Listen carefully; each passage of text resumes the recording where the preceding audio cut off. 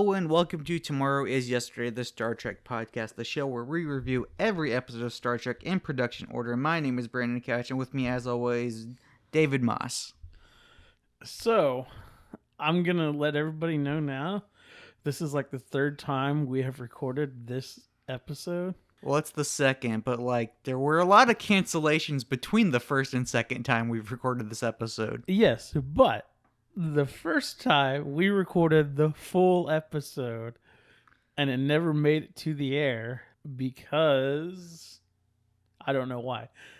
Because we had some audio issues. A lot of audio got dropped and it wasn't savable. Okay. That's fair. It's fair. Maybe we need to get a new editor. Okay, I'm joking. It has nothing to do with the editing. Or the audiologist? Is that a word? I think that is a word, but I think it's like a doctor or something. I'm joking. I mean, new audio software would be fine. I don't think the problem's the software, though. I think it's the laptop. Yeah. What I need is a new laptop. Well, in a few months, I'm getting one. That doesn't help you, but... Anyway, my name is David Moss, and this is our podcast. Tomorrow is Yesterday. What are we talking about today, Couch? I don't know. Star Trek, I guess. Well, this episode is coming out on Thanksgiving, so happy Thanksgiving, everybody. Happy Thanksgiving. David, what's your favorite Thanksgiving movie? Why don't you go first? Planes, Trains, and Automobiles. Planes, Trains, and Automobiles.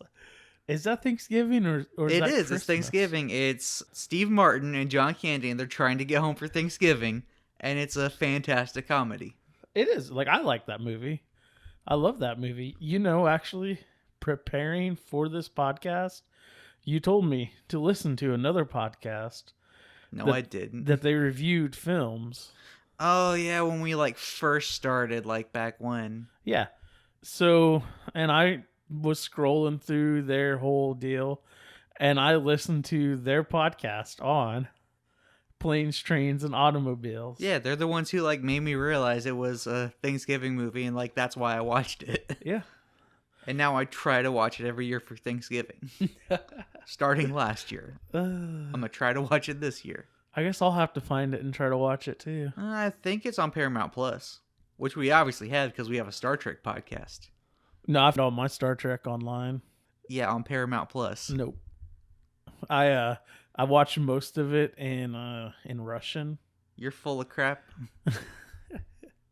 Everybody, and I know it. Everybody sounds like Chekhov. So speaking of the fact that we're actually talking about media now, the strike's over. Is it? We can talk about whatever we want now. Oh, okay. Lower Decks. Yes, Lower Deck Season 4 was very good. Captain Boimler. Freaking Nick Locarno came back. Yeah. And I like the part where it's doesn't he kind of look like Tom Paris? I don't see it. They have the same face. That was fantastic. I love it. Just Lower Decks. If we just have 20 years of Lower Decks, that'd just be amazing. I like how every season they do a poster that looks like the movie posters. The season 4 poster looked like The Voyage Home. Season 3 looked like The Search for Spock. Yeah. And so on. I never even noticed that. Have you noticed, talking about Paramount Plus, have you noticed whenever you look at the Star Trek titles, and I'm not talking about the 2009 whatever ones, but just the original Next Gen. So the shows. Yeah, the shows. Okay. All of those they have the captain sitting in front of their ship or their space station. Not all of them, because Deep Space Nine doesn't. But Deep Space Nine... And original series doesn't. Okay, so let me rephrase. And Enterprise doesn't. It has the ships. And Enterprise does. Enterprise does have Archer in front of the Enterprise. Deep Space Nine has the space station. The original series has the Enterprise. Even Lower Decks has a shuttlecraft. Well, yeah, Lower Decks changes every season, though. Yeah. Because that's one of the There's only Current one shows. that doesn't. And no, there's two. It's Strange New Worlds and Discovery. Discovery does have the captain, though, and she's in her ship, in the captain's chair. Yeah, but that's going to change once the new season comes out. Yeah. And she's standing behind the captain's chair. Or behind, sorry. It's been like 2 weeks since I looked at this. And then Strange New Worlds has that weird... Honestly, if you look at it, it kind of looks like the pride flag. Kinda. Yeah. Okay, you're right about Enterprise. But the ship's at a weird angle. It's like you're looking at the top of the ship and it's like circled around him. Yeah. Yeah. It's a weird angle to put the ship. Did you know the first 3 seasons, it was called Enterprise? It was the first 2 seasons, but yes, I did know that. And then it got changed to Star Trek Enterprise? Yes. Okay. They were trying to improve ratings and not get canceled. They still got canceled after 4. Yeah. They were going good, though. Yeah, like season 3 was awesome. Yeah, season 3 was pretty good. I liked the Zindi deal. Yeah, that was season 3. Like, everyone who actually watched it liked that and said that's when the show got good. I think part of their problem was the fact that they were on UPN, which wasn't even a full station yet. No, I think UPN was like already like dead before then. No, UPN didn't die until after they died. And that's the Voyager had the same issue. Well, Voyager like launched UPN. I know. Voyager got it 7 years. Yeah. I think the thing was everyone was sick of Star Trek at that point because like from Next Generation to Enterprise was like 18 years where we had 1 or 2 Star Trek shows running. I'm gonna say it now. I am not sick of Star Trek. They can keep popping them out like babies, and I will be fine. You say that, but we're gonna keep doing this podcast, and you're gonna get sick of podcasting about Star Trek. That's fine. I'll be sick of podcasting about the old stuff that I've seen about 1 million times. But I'm not gonna get sick of watching the stories progress. Okay. Yeah. You never said what your favorite Thanksgiving movie was. Oh, anyway. So I don't actually know any Thanksgiving movies, but my favorite holiday movie is Groundhog's Day. Groundhog Day? Yes. That is a good movie. I rewatched it like 2-3 days ago. I think I've only seen that movie once. And it was like just like a couple years ago, so like it was very recent. Yeah. I finally sat down and watched it. I like Bill Murray. He's a really good actor. Like it seems like he doesn't even care. He's just kind of like, whatever. And the funniness just happens around him. Speaking of he doesn't even care, Bill Murray doesn't have an agent. There's like this voicemail that you can just call that voicemail. If he's interested, he'll contact you back. It's like you just throw your movie out into the ether and like hope Bill Murray likes it, and like he might contact you about it. So is that how they got him on Zombieland? Probably. But he I like him. But I heard someone say one time they should do a Groundhog's Day 2 and then like hype it up, be this new movie, and then it's just Groundhog's Day again, like the same movie exactly, like nothing's changed, like they just re-released the old one. And I was thinking about that after watching it, and I was like, there's so much stuff that happens in it now that it would get cut like immediately. Like it wouldn't even make it past. Yeah, like the attempted suicide scene. Multiple. Yeah. Multiple. Like, and that's the easy one to digest there. That's not even like, yeah, there's some sexist, racist stuff in there. It was the 80s. Smoking, drinking. Might have been the 90s. Drugs. I don't know when Groundhog Day came out. I think it was before Ghostbusters. He's gonna IMDb it. Okay, it was 93. So, yes, it was after Ghostbusters and when we were born. You were born in 93? Yeah. October. Yes. Huh. I thought you were like 2 or 3 years younger than me. No, we're the same age. Well, I mean, I'm older. By months. Doesn't really count. We're the same age. We're both count. 30. It does count. We're both 30. Yeah, old man, you are.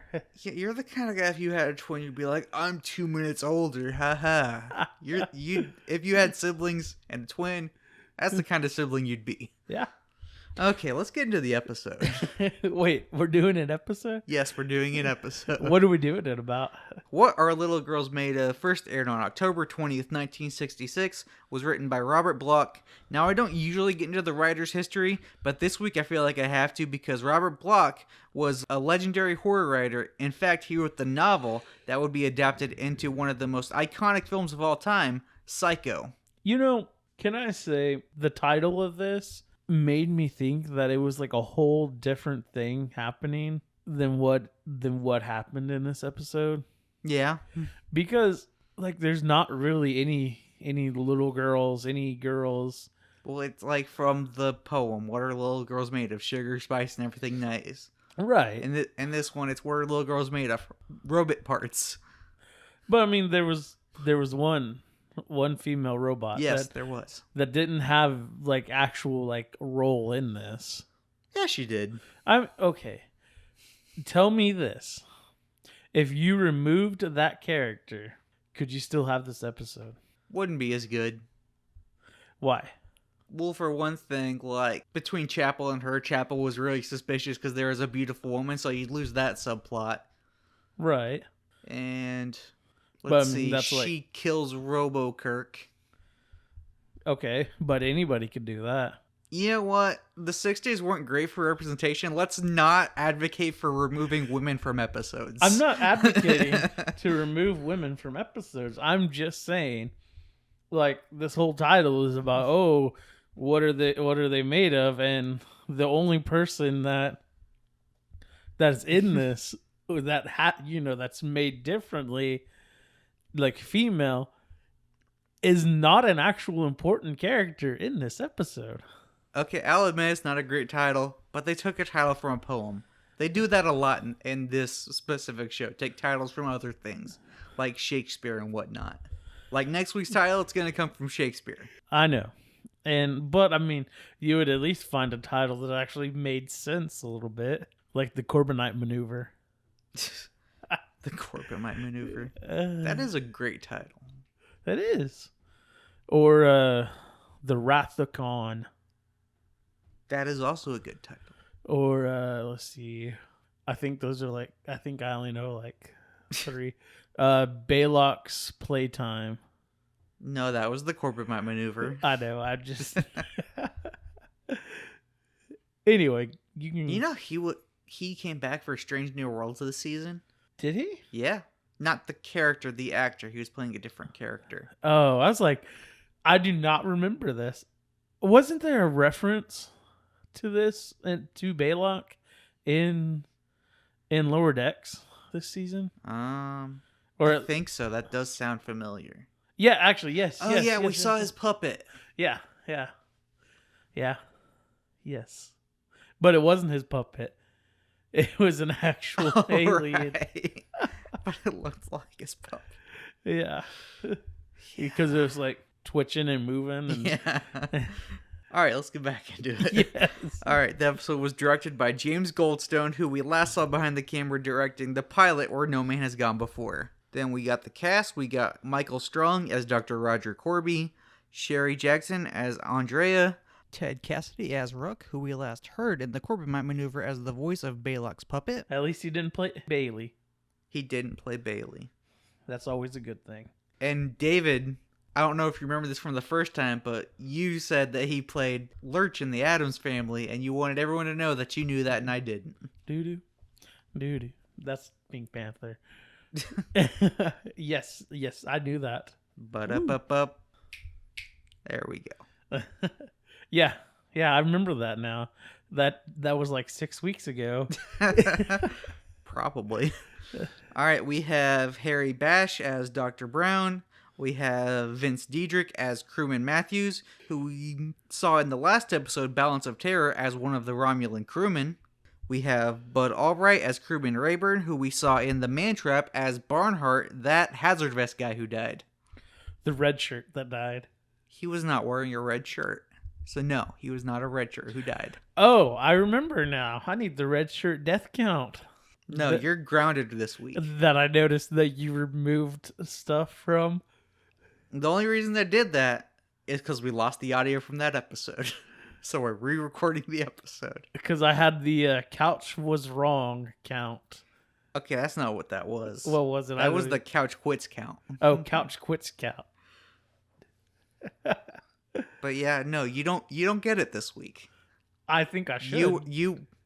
No, last time we did it, you kept adding red shirts that weren't there, so you don't get it this week. If you're good this week, then maybe next time red shirts die, you can have it. I mean, I'm still gonna add the utility vest or whatever guy. Was he wearing a red shirt?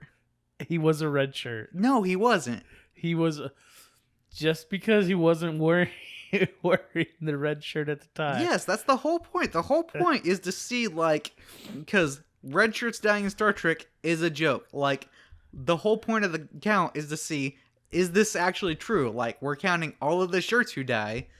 Let's see who actually dies them. Let's see if the joke, red shirts always die, is accurate. Like, that's the whole point. So if they're not wearing a red shirt, they don't get added to the board. Like, I'm still counting them in the main count with all the other shirts. So when we get to the movies and the uniforms are red, like all of them, anybody that dies, are you just going to count them? Like when Spock dies? No. Are you going to count him as a red shirt? Also, I don't know if we're going to keep doing the red shirt death count after the original series end.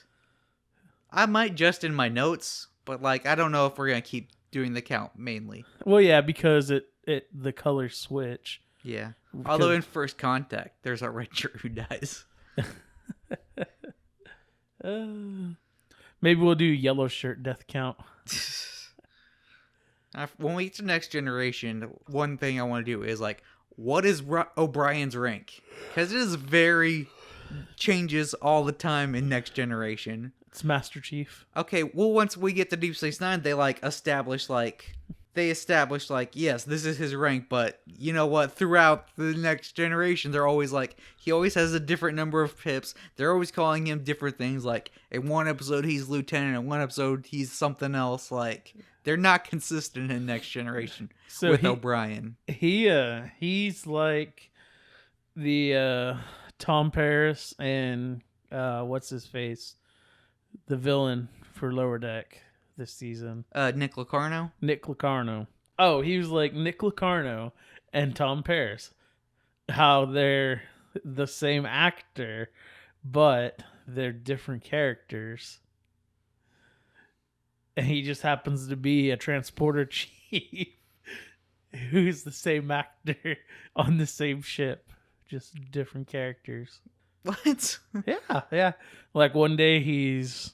You're just saying there's a bunch of O'Briens running around? But they're all named O'Brien? No. That doesn't track. Yeah. He's a clone. They were thinking about doing clones. Yeah. All right. Let's get into the actual episode finally. All right. The Enterprise is approaching a planet. Kirk tells Nurse Chapel they're entering orbit. Chapel says, I know he's alive down there, Captain. So clearly whoever is down there is someone Chapel cares for. Kirk points out that it's been 5 years since anybody's heard from him. Uhura starts messaging the surface on all frequencies. Spock tells us about the planet, says the atmosphere is safe for humans. Kirk points out that the temperature is negative 100. Then Spock tells us about the good doctor. Quote, Dr. Corby, often called the pastor of archaeological medicine, his translation of medical records from the Orion ruins revolutionized our immunization techniques, which is apparently required reading at the Academy. Kirk always wanted to meet him, asks if there's a chance he's alive, and Spock just goes silent and turns off the monitor with Corby's face on it. That was weird. Yeah. It's probably because Spock's in love with Chapel. No, he's not. He is. He's not. He is. And we're going to have this discussion every single time because you're going to be like, oh, Strange New Worlds didn't happen already. And I'm going to say, It hasn't. That show hasn't been made yet. and I'm going to say, then you can't reference anything past the last 8-9 episodes. Do I? Yes, all the time. Usually to make a joke. Or like if something reminds me of something. But like I don't say like, this is canon and this should affect this show. Because it shouldn't. This show came first. It is canon. And it should affect this show. No, that's like watching Empire Strikes Back, and when Obi-Wan says, Yoda trained me, being like, no we didn't, Qui-Gon did. That didn't happen yet. That movie wasn't made yet. But, I mean, honestly, that does kind of make sense, because Yoda did train him a little bit. Because Yoda does have training, like, did train the younglings. Yes, I know. So, I mean, Yoda did train him. Yes, I know. I know why they put that scene in. To make that make sense. So, I mean, they're good at connecting their canon. Star Trek's a little fuzzy sometimes on connecting their canon together. Not really. Stuff like this. Like, everybody's making them fall in love on Strange New Worlds, but then not watching the original series where nobody cares about anybody. And actually, wasn't it like 2 episodes ago that Spock and Chapel were like all lovey-dovey? Well, they weren't lovey-dovey. Like, Chapel was all lovey-dovey towards him, and he was just fighting to keep his emotions under control. So he does? I'm not saying that, like, Strange New Worlds doesn't do a good job of connecting to the show. It does. Like, in Strange New Worlds, Spock is younger. He's, like, experimenting with emotions more. In this, he's, like, keeping his emotions in check. He is. But it has shown that even in the last however many episodes that we can refer back to, it has shown that he does have emotions for her. No, it doesn't. He wasn't showing any emotions for her in that episode. Not this specific episode, but no, like in that episode you're referencing right now. Yeah. No, it didn't. I'm pretty sure it did. She was showing emotions for him, and he was like freaking out because she gave him the disease, and his emotions started going out of whack, and he was fighting to keep them under control. He didn't show anything towards her. He got out of there like as soon as he could. But still. Okay, intent matters. The intent of the makers of this episode was not that Spock loves Chapel. Spock. There's a reason we're doing this in production order, so that when we get to Stranger Worlds, then we'll talk about that stuff. Spock could be. But the intent of this episode was not what you're saying it is. Spock could be feeling regret for her, like not for him, like saying like that she likes him. That's obvious. And you're projecting, like, yeah, I'm projecting. Okay, Next Generation wasn't made like that. It was very episodic. Like there wasn't continuing story. Original series wasn't made like that. It was episodic. There weren't continuing storylines. Well, that's stupid. Well, yeah. Today we make all of our shows serialized to where like it's a continuing story arc. Back then it wasn't like that because they didn't have streaming. They didn't even have reruns back then. They just watched an episode if it was on. Can we talk about how stupid it is that they make you wait again to watch episodes? Like, you know how there for a while they would just drop a new series? Okay, well, that's Netflix ways of doing that. And actually, if you pay attention to the entertainment industry right now, the Netflix model of dropping your whole series at once doesn't work. It's the anticipation and talking about it throughout weeks that, like, keeps your show going. It works for me. Yeah, sure, it works for you. But, like, I'm talking about in the grand scheme of things, like, having a successful show. A what? A what? A successful show that keeps going and keeps people attention. Like, the week-to-week is, like, what's been working. Like, the whole dropping it all at once doesn't work anymore. Well, it makes me And you know mad. what's going to be really difficult for you and me specifically? What? They're going to drop Prodigy all at once. we're going to be reviewing those episodes for the Patreon. Well, it's not going to be difficult for me because I'm going to watch them all at once. And then I'm going to be spoiling half of it when we're doing the first episode. Yeah, like, doing all those episodes at once would be really difficult. We might have to do those, like, I don't know, like, we do an episode a week. Maybe. Depends on what Paramount's doing at the time. Because, if they drop Prodigy while a Paramount show's going on, I don't know what we're going to do. I guess we'll just have to figure out a way to do a long distance recording and then... Okay, that's not the problem. And then edit, I don't know, in our sleep or in your sleep or... David wants to make the show worse. Worse? What do you mean? If we started doing it like over Skype or Zoom or something, this show would get worse.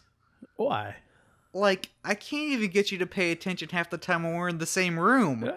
If you're in your room, you're just going to be staring at pop figures all day, not listening to a word I'm saying. I'm going to be listening. And we already have problems talking over each other. If we're in different rooms and we're online trying to talk at the same time, it's going to be a mess. It'll be fine. Okay, anyways, where was I? Oh yeah, Spock turned off the screen with Corby's face on it. Uhura isn't getting any response. Kirk tells her to keep trying. Chapel tells Kirk that Corby's last message was about underground caverns. Kirk notes that since then 2 different search parties have tried and failed to find him. Uhura is about to say she's got nothing when her instruments start beeping and we hear Dr. Corby's voice over the comms contacting the Enterprise. And that is our teaser. Hello, Enterprise. This is Dr. Corby. Do you hear me? Enterprise. That's about what he says. Yeah. Alright. Act 1 starts with a captain's log. We don't learn anything new. I don't think I've mentioned that the planet's name is XO3. On the bridge, Kirk is talking... What? A different planet? It's not Ryza 12 or... Okay, we haven't seen any Rises. Oh, Rises not till next generation. Nigel 15. Rigel whatever. Sol 4. No, but it is just another planet with a number. Yeah. XO3. And Sol 4 would be Mars. I know. I was just throwing out numbers and names. On the bridge, Kirk is talking to Corby. We have your coordinates. We'll beam down a landing party. Corby cuts him off before he can mention Chapel. Corby's like, this is weird, but can you beam down by yourself? I promise there's nothing suspicious going on. Plot twist. Or no, what is it? Foreshadowing. Spock's like, that's weird, and asks Chapel if she's sure that's him. Foreshadowing should be a t-shirt. I'll work on that. Yes. Alright, Spock's like, that's weird, and asks Chapel if she's sure that's him. The woman who's about to be fooled by a robot says, have you ever been engaged, Mr. Spock? Kirk says it's cool, Doc, but we're beaming down too, and Christine talks to Roger. He's just as emotional as you or I would be if we got a call from our wives after being stranded on an island for 5 years. I'm just saying, like, we know he's a robot. You and I do, but, like, he's showing emotions. Yeah, I mean, what they're probably taking it as is he's like, why don't you come down by yourself for a while? That's not at all what he says. And we'll have relations together. That is not at all what he says. That's like you and I would probably say that to our wives if we were stranded on an island, but that's not what he says. Kirk and Chapel head to the turbo lift. There's a nice moment between her and Chapel where they hug. And that moment I buy from their Strange New Worlds relationship. In that way, it makes sense. Are you happy? I reference something else. Yes, I am happy. Okay, Kirk and Chapel beam down to the cave's entrance, but there's nobody there. Kirk, showing an incredible lack of patience, has Spock beam down 2 security guys. They beam down. Kirk orders Rayburn to stay there and Matthews to come with them to find Dr. Corby. Chapel stumbles and kicks her off a ledge that I'm sure no people will fall down. I'm sure everyone will be fine by the end of this episode. Shadowing the 4.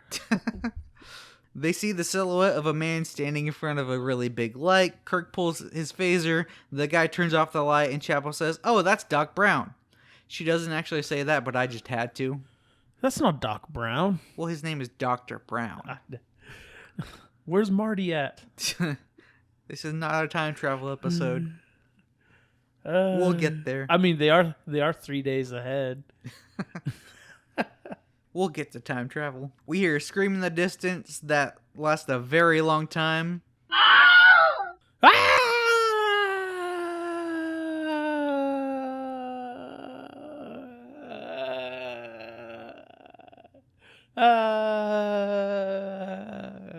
That is about what it sounds like. I'm going to leave that in. I'm going to put that in right after the Wilhelm scream. Okay.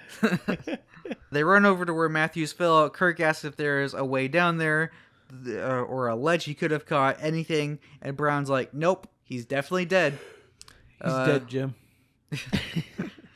We, the audience, see this really big, bald, alien-looking dude sneaking away.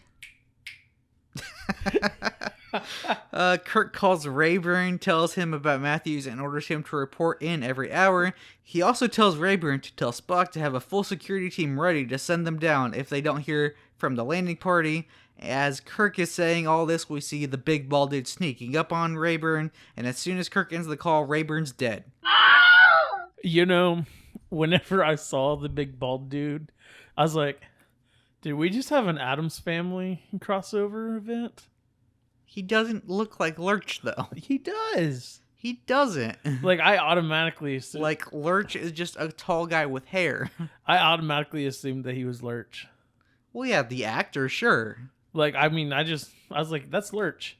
And then I Googled it, and I was like, yeah, I knew he was. Anyways, Brown is leading Kirk and Chapel through the caverns, going on about Corby's discovery. When the sun died, the planet's inhabitants went underground. When they lost freedom, they built a mechanical culture. Once we leave, Dr. Corby will revolutionize the universe. Lost freedom? Well, yeah, like, they couldn't, like, move around on the surface. They had to, like, go underground, and we're just, like, kind of stuck there. Okay. Brown leads them to what appears to be where they've been living. And in walks Andrea, who Chapel is immediately jealous of, as if she wasn't about to jump Spock's bones 3 episodes ago. Then Corby appears, he starts to address the captain, but gets distracted by Christine, and they start making out. And when I was watching this, my wife was like, why are they just staring at them? Because Kirk and Brown are kind of just staring at them making out. That is creepy. Kirk and Corby start talking. Brown interjects, telling Corby about the dead red shirt. Corby gives his apologies. So, you lost the red shirt deal. What? Because you haven't marked it. Okay, yeah, I haven't got the board out and marked it. I'll mark it at the end because I have the count in my notes. At the end of my notes, I have all the numbers. Well, we want a detailed report on how many red shirts have died. I have it in my notes at the end of the episode. You know I have this. Okay. I like how you have notes and I'm just free-balling it. Yeah. It's how it's been the whole time. Yeah, I mean, would you expect it any other way? Not really. And that one time you did take notes, like all your notes I already had. Honestly, my notes were stupid. Like, your notes weren't stupid. You had fun facts. You didn't read all of them. like the chairs float. That is really cool. We should get some of those. They haven't had floating chairs in any of these episodes. It was a Strange in the Worlds episode that I did the notes on. I don't even do notes for that. Yeah, and it was those episodes are just pure free balling. And then I was like, there was one is like, they don't have oxygen on that planet, so all their plants are in little tubes. And what episode was that? That was like the second or third, when number 1 is on trial. Okay, yes, second episode. Some Latin word for Ad astra per aspera. Yeah, that's not what it's for. Yeah. Okay. Where was I? When I was taking the notes at home, my wife's like, "You're taking notes on Star Trek?" I'm like, "Couch wanted me to." First off, no, I didn't.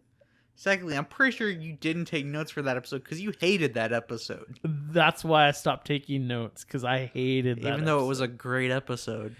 It's a terrible episode. It's a great episode. Terrible episode. Great episode that's relevant to our society today. No. Yes. I don't know. I didn't pay attention. I don't pay attention to society. I'm paying attention to how I can make my arm perfectly straight. Kirk then tries to call Rayburn. When he doesn't answer, he says he has to call the Enterprise. Brown pulls one of those old-style phasers on him. Corby has Andrea take Kirk's phaser. He grabs her, uses her as a shield, rolls across the floor, shoots Brown. The big dude comes in, picks Kirk up about as easy as I pick up my 1-year-old. That's pretty hard. Not really. If she's mad. She is getting harder to pick up. Well, wait till she's 6. Chap sees Brown and screams. Kirk sees Brown, and we zoom in on Brown's wound full of circuits and wiring. And that is the end of Act 1. Woot woot. Act 2 starts on the bridge. We hear Kirk's voice over comms, hailing the Enterprise. Spock says they were worried since Kirk didn't call in sooner, and they hadn't heard from the red shirts. We cut to what appears to be Corby's bedroom, and see that it's actually Ruck, with that big bald dude, talking with Kirk's voice. Lurch. Yes, Lurch. Spock asks if Kirk's okay because he sounds weird. Ruck says, it's all cool. Kirk out. What if they actually talked like that? Kirk out. Well, no, they actually say that. I'm talking about the it's all cool. I know. Corby tries to reason with Kirk. I'm not the bad guy. You know my reputation. And Kirk's like, yeah, that's why none of this makes sense.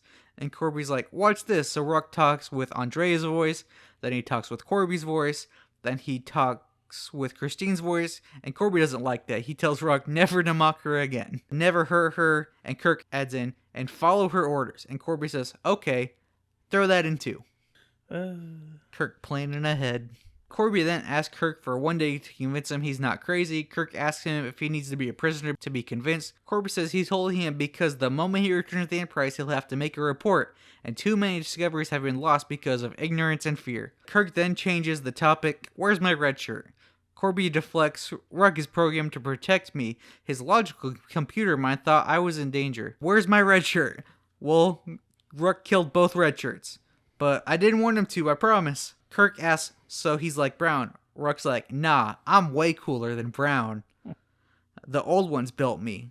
Kirk says, you've convinced me, Doctor. You've convinced me that you're dangerous.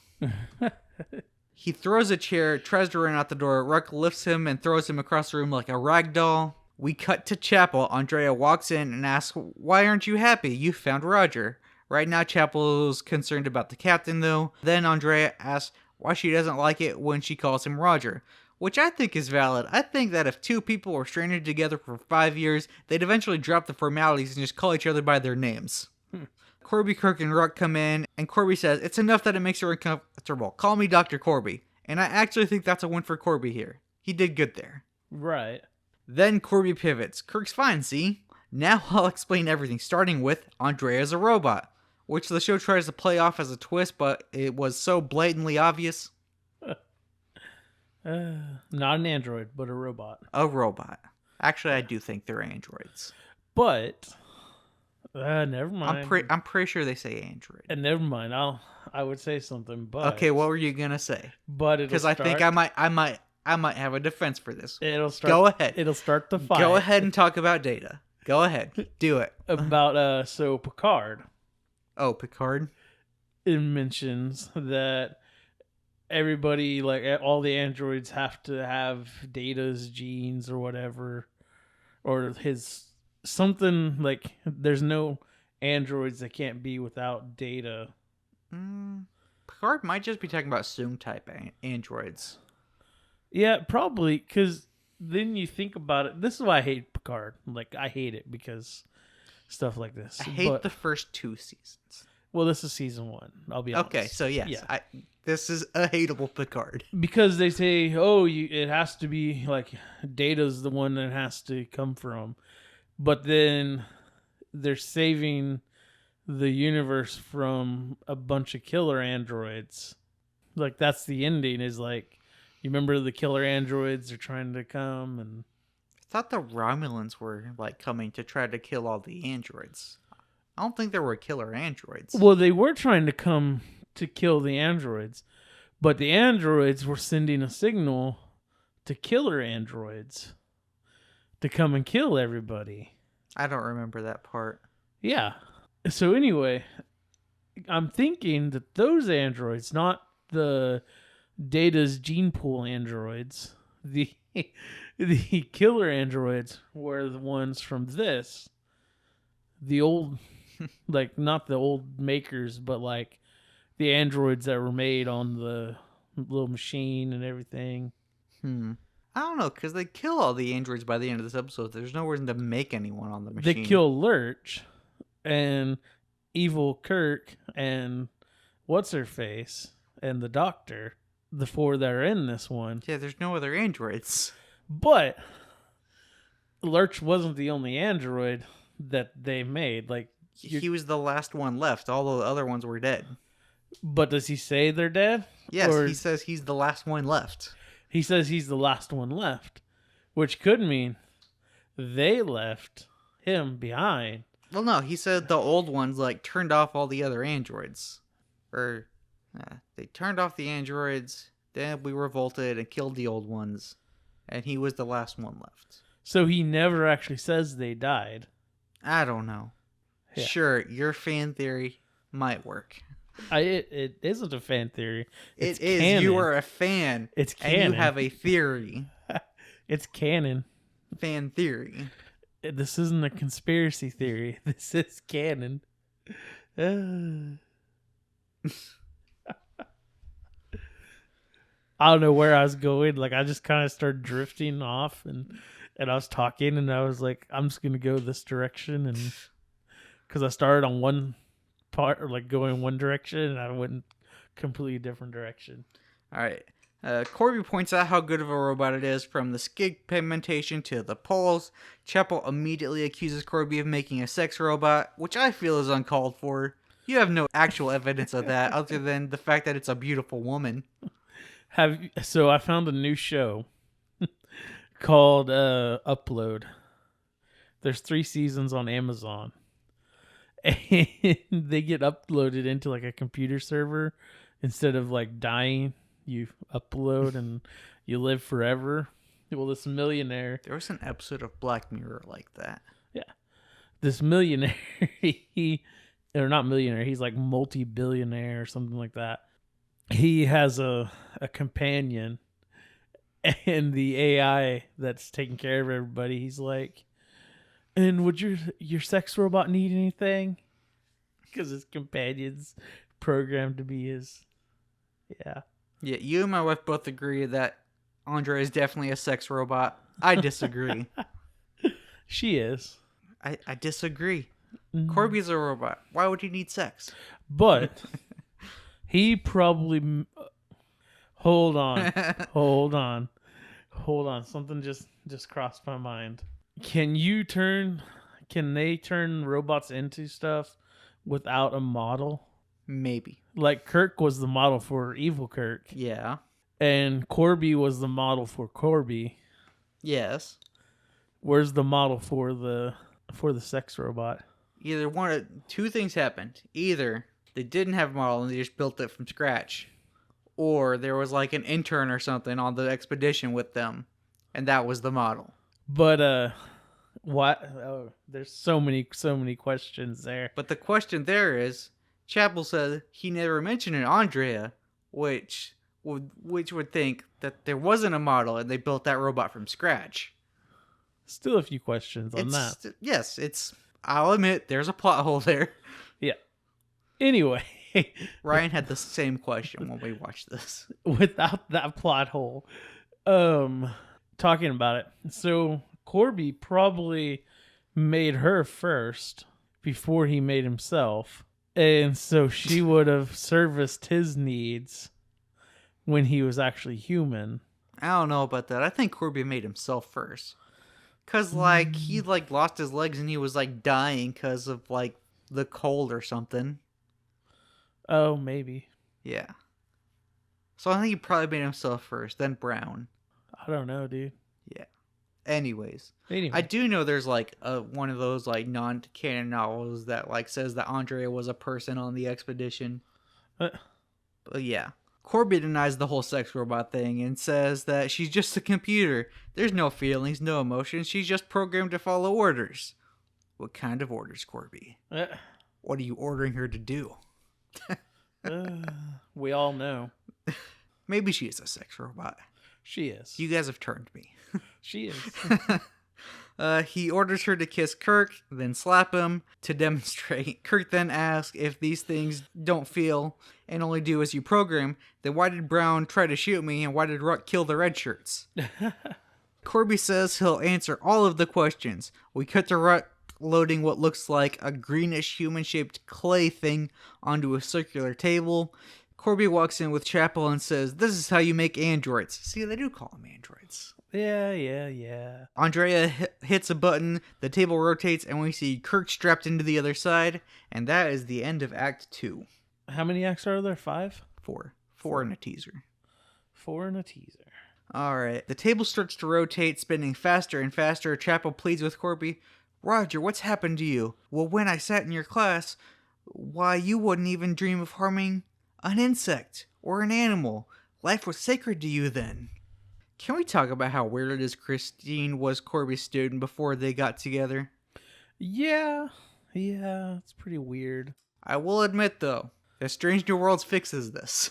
Because, I don't know if you remember, but towards the end of Season 2, they were setting up Christine leaving the Enterprise to work with Corby. Really? Like, they directly reference Corby. Like, that's why she's leaving the ship at the end. Okay. That's why she breaks up with Spock in Song. Oh, okay. So, like, she is fully an adult as a student of his. Huh. But still, the power dynamic is still weird there. Yeah. But yeah, they do kind of fix that. They made it make sense. Okay. You know she becomes a doctor? Do what? She becomes a doctor? Yeah, in the movies. Yeah. That was it. You know, in the pilot, Spock refers to her as doctor, and I was like, wait a second. She's not supposed to be a doctor yet.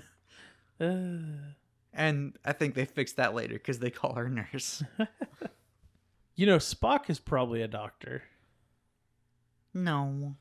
He could be. He could be. He could easily become a doctor, but he's not. Corby says that if he just beamed up with the androids, they'd have thought he was crazy. Yeah, you are crazy. Yeah. Ruck flips a switch, and the greenish-looking things on the table starts to look exactly like Kirk. The machine stops, and Corby asks Chapel to pick which one is the captain, and she says, "I don't know.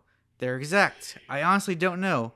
And the show plays this like it's a big deal. It's not like this is Spock, McCoy, or even Rand. Like, Chapel's not exactly a character who knows Kirk particularly well. I don't even think they've had any screen time together until this episode. I'm just saying. Probably. Corby says that they've been perfectly duplicated, Kirk's physical functions, and now they're going to duplicate his mental patterns. Kirk hears this and starts repeating to himself, "Mind your own business, Mr. Spock. I'm sick of your half-breed interference. Do you hear?" The process is complete. Kirk seems to be fine. The table spins around, and we meet Robo-Kirk. Dun, dun, dun. Cut to the dining room. Andrea is placing food on the table. Chapel walks in and sits down to eat. Kirk walks in and sits down to eat as well. Kirk sympathizes with Chapel, being torn between a loved one and a commanding officer. Chapel says she's not torn, she's just confused. Kirk asks if she has any information. She says nothing he doesn't already know. Kirk suggests that he's gone crazy. Chapel says, "No, I know him so well. That's definitely Roger Corby. He's as sane as you or I." Is that your expert medical opinion, nurse? Because it's not a good one. Then Kirk asks what she'd do if he gave her an order to betray him, and she says, "I'd rather die than be put in that position." She pushes her plate away, says he can go ahead and eat, and he says, "Androids don't eat, Miss Chapel." It was Robo-Kirk the whole time. I keep thinking RoboCop. It was RoboCop the whole time. Yeah, RoboCop is actually in one of the movies. Is he? The actor. Oh, why do you keep doing that to me? You know, Lurch was in an episode of Star Trek. Count it just his voice then, too. You know, what's the hand called? Thing? Thing? Yeah. You know, he was in an episode. He even wore a costume and everything. I think you're full of crap. He was a plant. Not the same guy. Where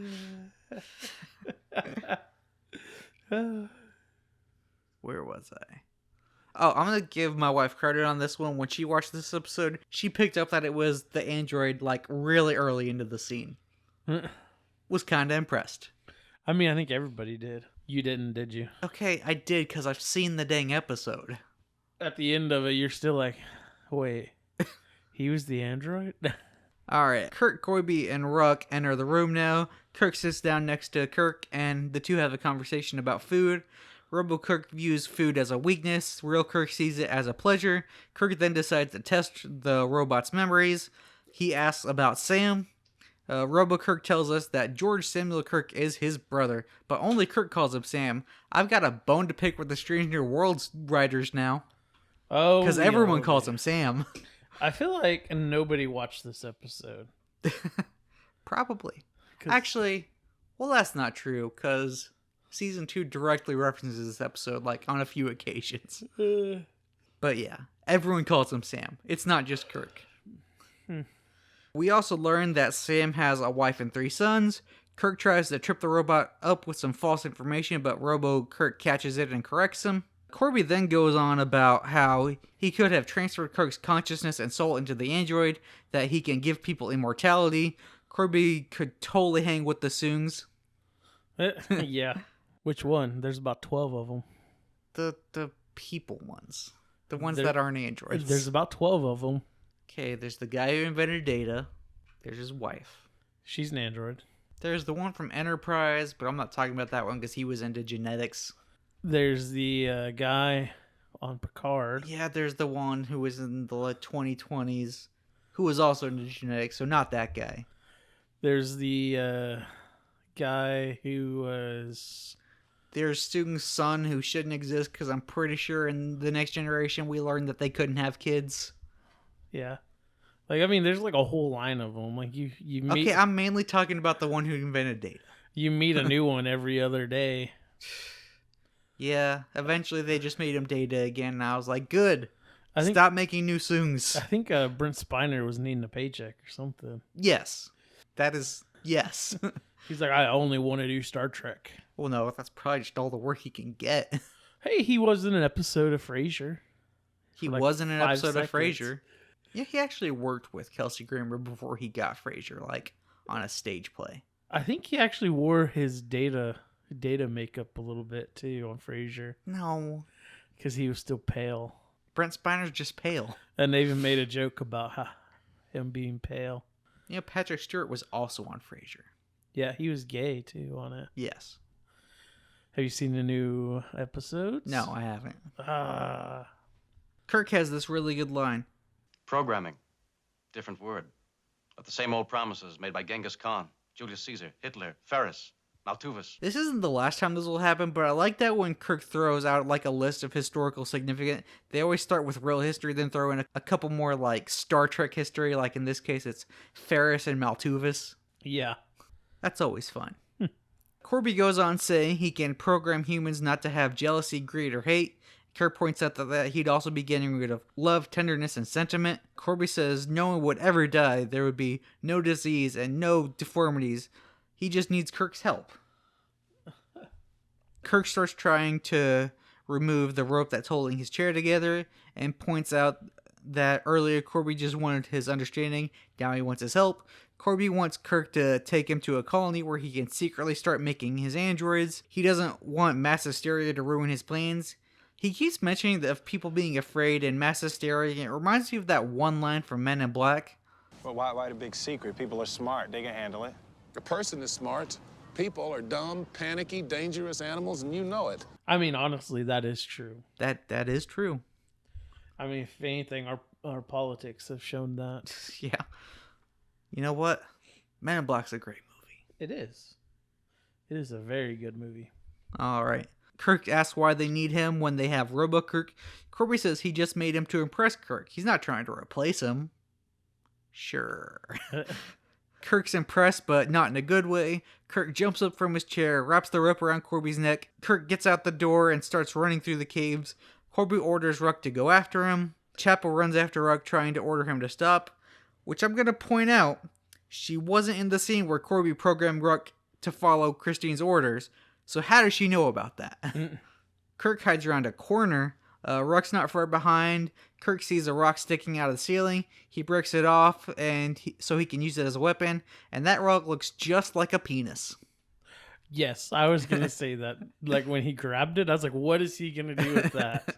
Anyway, Ruck starts yelling for Kirk using Christine's voice. Kirk answers, so now Ruck knows where Kirk is. He rounds the corner. Kirk tries to hit him with the penis rock. It doesn't work. Ruck knocks Kirk over a ledge. Kirk's holding on for dear life, with Ruck looking down at him, and that is the end of Act 3.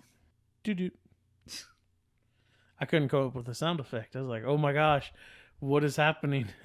Alright, Act 4 picks up right where Act 3 left off. Ruck is looking down at Kirk hanging on, about to fall off the cliff, when all of a sudden Ruck reaches down and pulls Kirk up, saving his life. Meanwhile, on the Enterprise, Spock sees Kirk just casually walking through the hallway, so he follows him to his quarters, like, "What's up, Captain? You're early."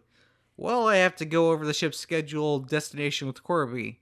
"So you're taking the command packet with you?" And that's when Kirk blurts out, "Mind your own business, Mr. Spock. I'm sick of your half-breed interference. Do you hear?" So now Spock knows something's up.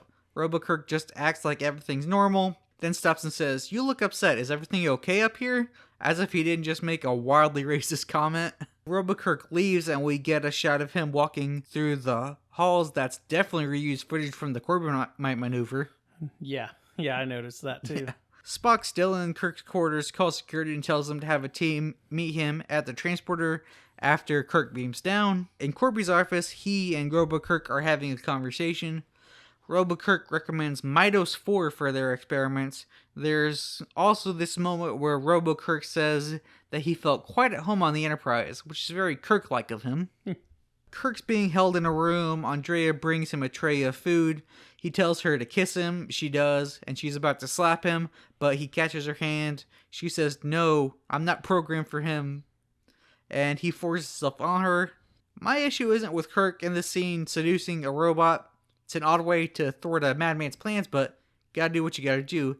I guess my issue is with whoever wrote this scene, because it's just very uncomfortable. Yeah, it is. Yeah.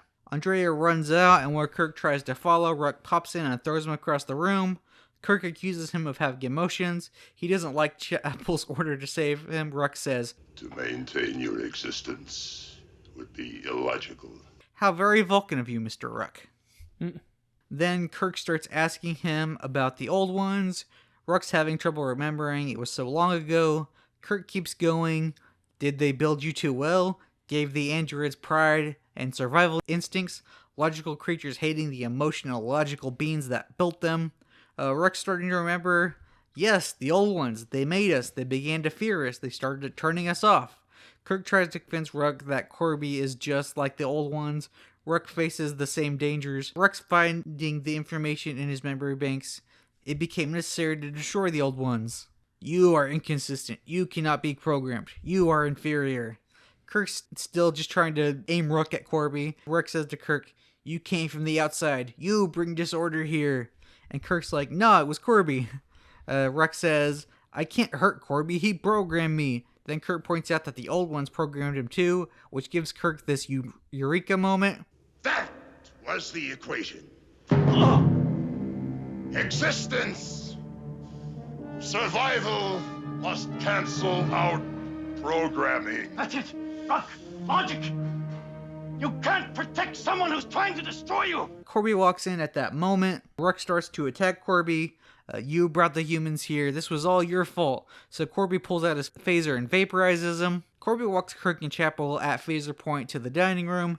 Kirk asks him, "What am I supposed to tell Earth about Dr. Corby? Because you're definitely not the guy who values life anymore." Kirk takes a shot at Corby. They struggle for a second, but Corby wins. Chapel screams. We see Corby's hand with skin scraped off, and guess what? He's a robot. Oh no. I'll also give my wife points. She caught on to Corby being a robot very early in the episode. I mean, I caught on to it as soon as I figured out. You've seen the episode before, though, David. I saw it before.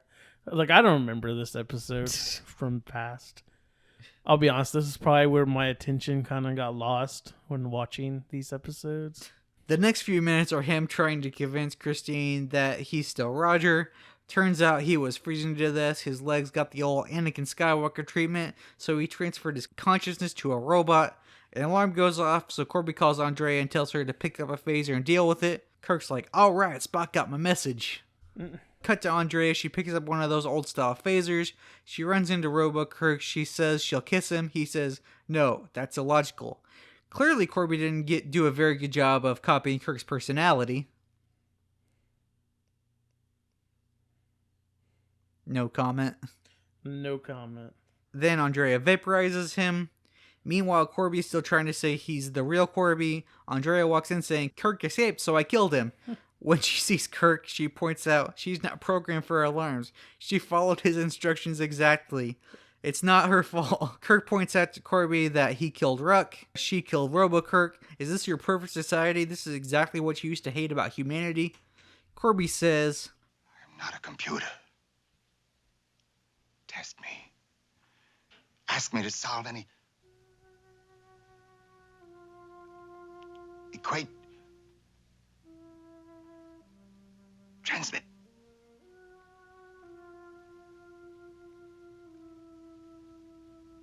Christine, let me prove myself. Does this make such a difference? Then Christine says to Corby that everything he's done proves that you're not Roger. Then he shouts, I am Roger Corby! Kirk says to prove it, give me the phaser. No, you'll never understand. I constructed a perfect being. Tested it. Proved it.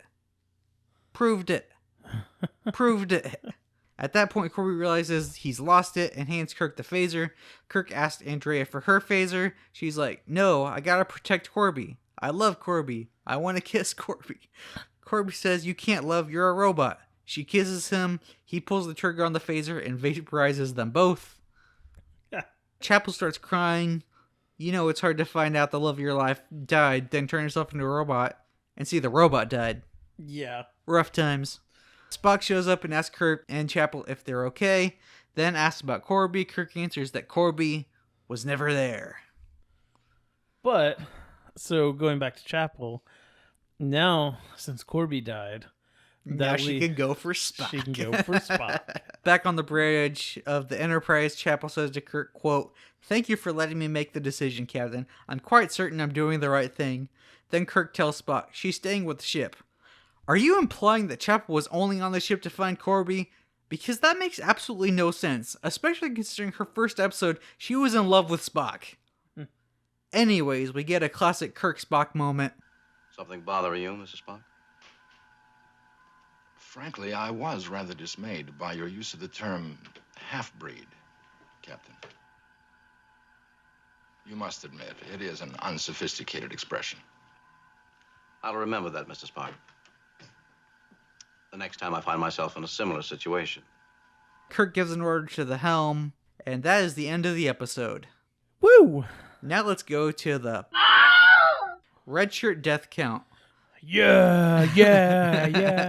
It should be a cheering. Woo! This week we lost 2 red shirts, which means in total we've lost 5. 2 beige shirts, 4 blue shirts, 2 gold shirts, 1 hazard vest guy, 2 red shirts, and a total of 11 crewmen. And we do count the beige shirts as red shirts, so we now have 4 red shirts on the board. Anything to say? No, we do have 5 red shirts. It should be on the board. 4. 5. Hazard vest guy was not wearing a red shirt. Should be a red shirt. Well, yeah, they should have put him in a red shirt, but they didn't, so he's not a red shirt. Then the beige shirt should be... Okay, they didn't have red shirts back then. We agreed to count the beige shirts as the red shirts death because they didn't have red shirts, and they were operations division, so they were basically red shirts. Then Spock should be on the red shirt death count. Spock didn't die. Yeah, he did. Okay, you're going up to Wrath of Khan. Yeah. And also his shirt was white. Talking about the Wrath of Khan for a second. How old is Spock? Not super old. Like, he's not like T'Pol old. He's like probably about as old as Kirk. So how old do Vulcans get? Like really old. Like they get in the hundreds. Yeah. Okay. So let's assume he's 40, 50. Wrath of Khan era. Yeah, probably somewhere around there, like 50s maybe. Because he spent like 15 years or 10 years of Pike, 10, 15 years with Kirk. I'm going to assume like 5 years in the academy. Because from like original series, some like Space Seed to Wrath of Khan is 15 years. Right. So yeah. Yeah. So about 50 years. So he dies. And his consciousness goes to Bones. Yes. Right? Yes. But then a new version of him is made on the Genesis planet, right? Yes.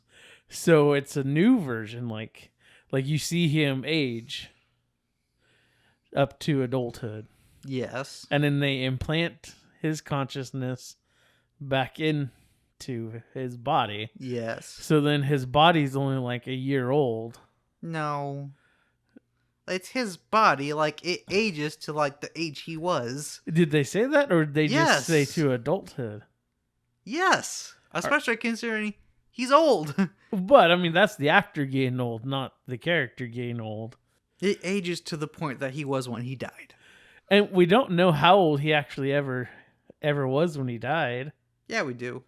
I mean, I guess they show Like, there's it. enough in canon that you can just do the math. Because, he is a next generation Yes. in the later seasons. Yes. But he ultimately dies in the whatever timeline. Yes. And I guess it does show dates a little bit. Yes. But, like, I wonder how old he actually was. Like, you can do that math. Because if you think about it, he was reborn. I'm going with the reborn. Yeah. So he got 50 years taken off No. of his total. Yeah. No, he didn't. Yeah. Yeah.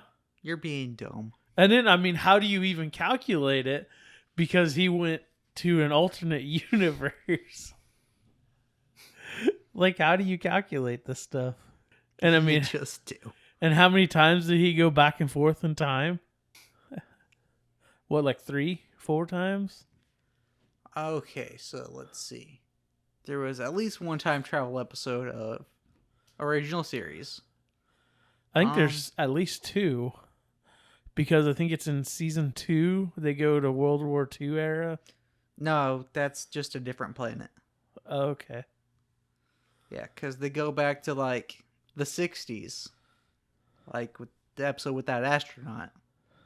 Right. So there's one time travel.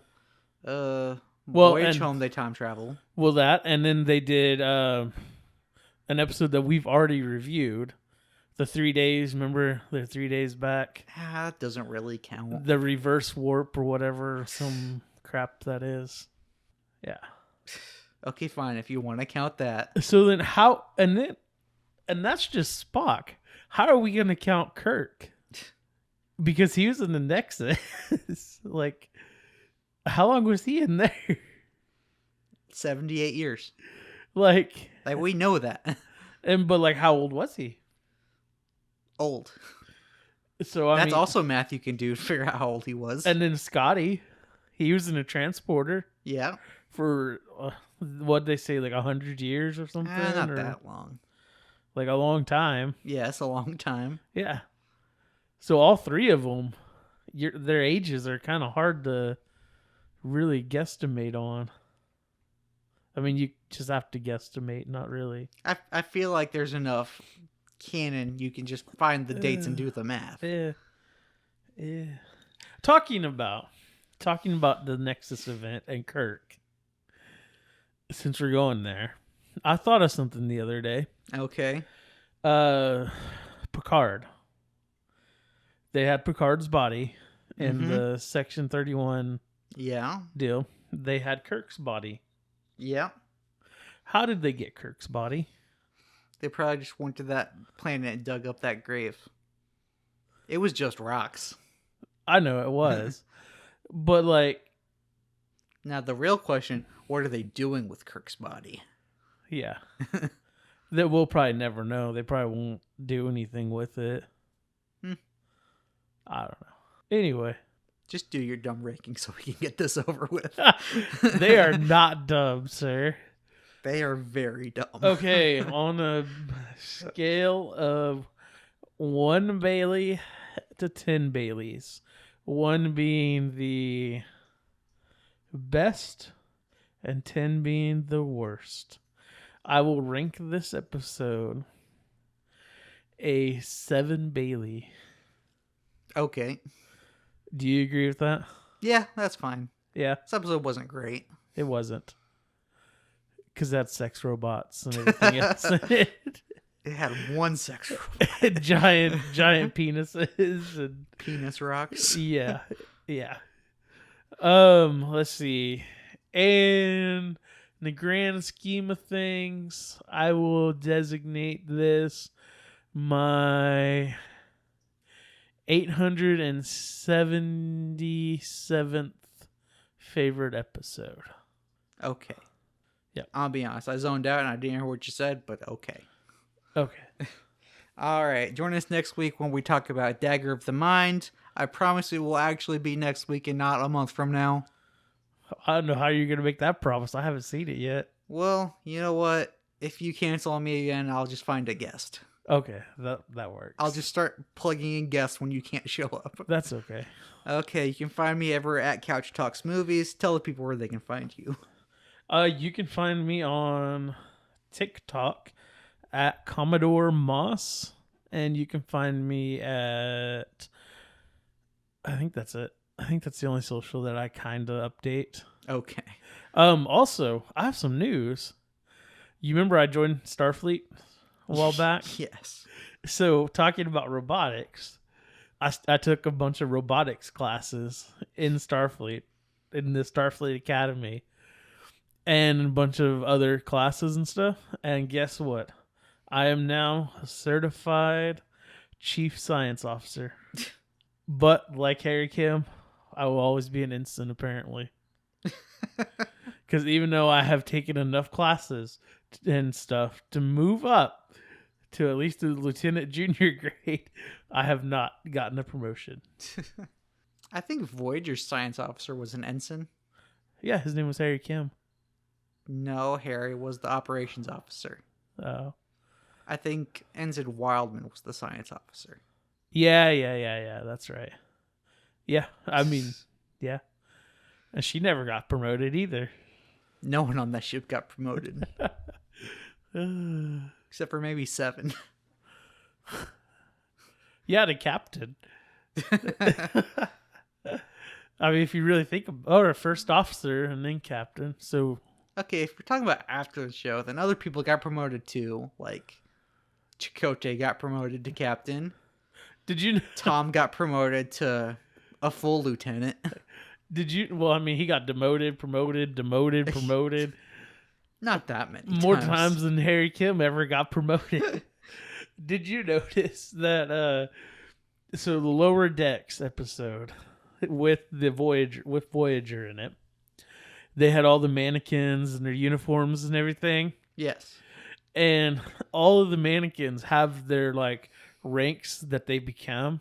Like, Yeah. even Janeway is an admiral rank mannequin, and Harry Kim is still an ensign. I didn't see that. Yeah. All right, let's get back to closing the show. Okay. You can find the show at Tomorrow Trek Pod on Instagram, Twitter, Facebook, and TikTok. And you can find us at patreon.com/tomorrowisyesterday. Oh, right, and the merch store. You can find the Couch Podcast Network merch store at couchtheaters.com. It's a long story. I'm going to be honest with you. I know what I'm getting everybody in my family for Christmas. Oh, yeah? I'm just buying them stuff from our merch store. And they could actually, I'm probably going to get the Mirror Universe vibes. Hats, t-shirts, whatever. Because I think everybody needs a picture of my face on that's as an article of clothing. Your face with an eye patch on it. And I definitely think we need stickers. Okay, that I can do. Yes. That I can very easily do. Yes. I would buy every single sticker. And every time you talk, I'd stick a sticker on the back of your laptop over here. That's my wife's laptop. Don't do Whatever. that. I'll put my face on the back of your wife's laptop. No, do this laptop. That one's mine. All right. Until next time. Live long and don't be a sex robot.